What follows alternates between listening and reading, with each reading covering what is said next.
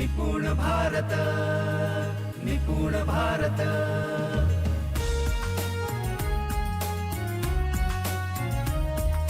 निपुण भारत, निपुण भारत। मित्रांनो नमस्कार। मित्रांनो, या व्हिडिओमध्ये आपण खूप छान मुद्द्यावर चर्चा करणार आहोत आणि ती चर्चा झाली की आपल्याला आपल्या जीवनाचं, आपल्या रोजच्या कामाचं काय उद्दिष्ट असलं पाहिजे याची स्पष्टता येईल आणि ती स्पष्टता आली की खूप मजा येणारे काम करायला। पण माझा प्रश्न आहे तुम्हाला याआधी, आणि ते प्रश्न विचारला की तुम्हाला, मला असं वाटतं की त्या आव्हान पुस्तिकेमध्ये विचारला पण असणार आणि त्या प्रश्नाचं उत्तर तुम्ही लिहिलं असणार आणि त्या प्रश्नाचं उत्तर लिहिल्यानंतर तुम्ही हा व्हिडिओ बघत असणार। तर मित्रो, प्रश्न काय होता? मित्रांनो, जेव्हा हा प्रश्न मी पहिल्यांदा ऐकला तेव्हा ते आपण असं म्हणतो ना की डोक्याला थोडंसं झिंझिण्या येणे, मुंग्या येणे, असं थोडं झिंझिणाट झालं होतं। कारण तो प्रश्न किंवा अशा पद्धतीचा प्रश्न यापूर्वी मी कधी ऐकलाच नव्हता।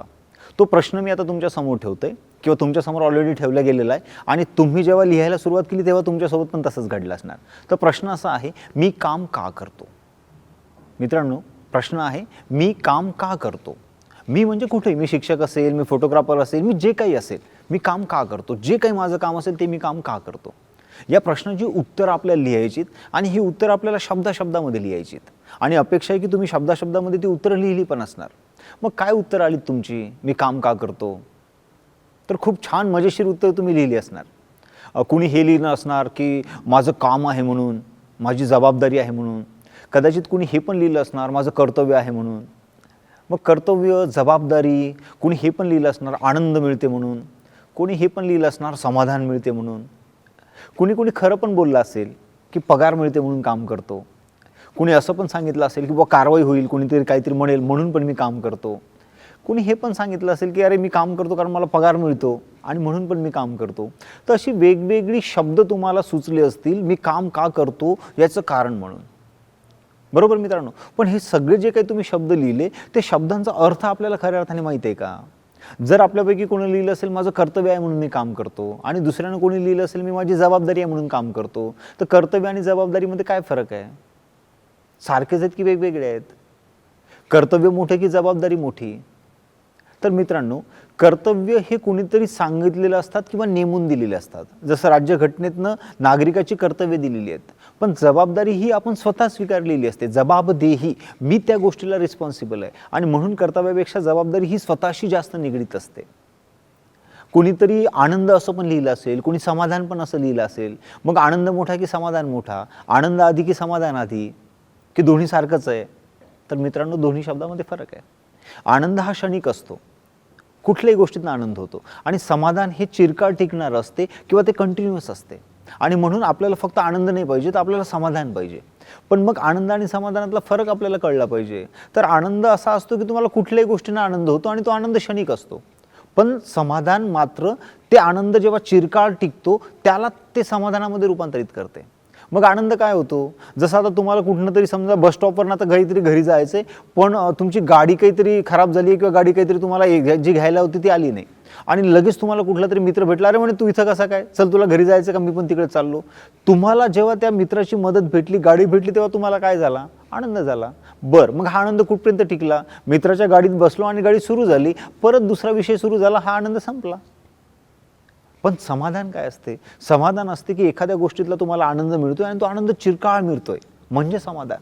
मग तुम्ही जे काही लिहिलंय की बाबा मला, मी काम का करतो तर मला आनंद मिळतोय म्हणून, मग खरंच तुम्हाला आनंद मिळतोय का? तुम्ही लिहिलं की बाबा मी काम का करतो तर समाधान मिळते म्हणून, मग खरंच समाधान मिळतंय का? असे सगळे प्रश्न आहेत की मी जे काही लिहिलं ते खरंच मला माहिती आहे का की एक्झॅक्ट असंच माझ्यासोबत होते? मी काम का करतो? तर मित्रांनो, मी काम का करतो ह्या गोष्टीची फक्त 4 कारणं आहेत। मी काम करतो त्याच्यासाठी फक्त 4 गोष्टी आहेत, 4 बाबींसाठी मी काम करतो। त्या 4 बाबी आपण समजून घेऊ। एकदा का ह्या 4 बाबी समजल्या की मग कुठल्या बाबीसाठी काम करायचं किंवा कुठल्या पातळीवर काम करायचं हे समजायला खूप मस्त आणि मजा येणार आहे। तर ते कुठल्या 4 बाबी आहेत ज्याच्यासाठी मी काम करतो? तर पहिलं कारण आहे, मी काम करतो कारण मला भीती वाटते। बघा, मी काम करण्याचं पहिलं कारण काय किंवा पहिला टप्पा काय, पहिली पातळी काय? मला भीती वाटते म्हणून मी काम करतो।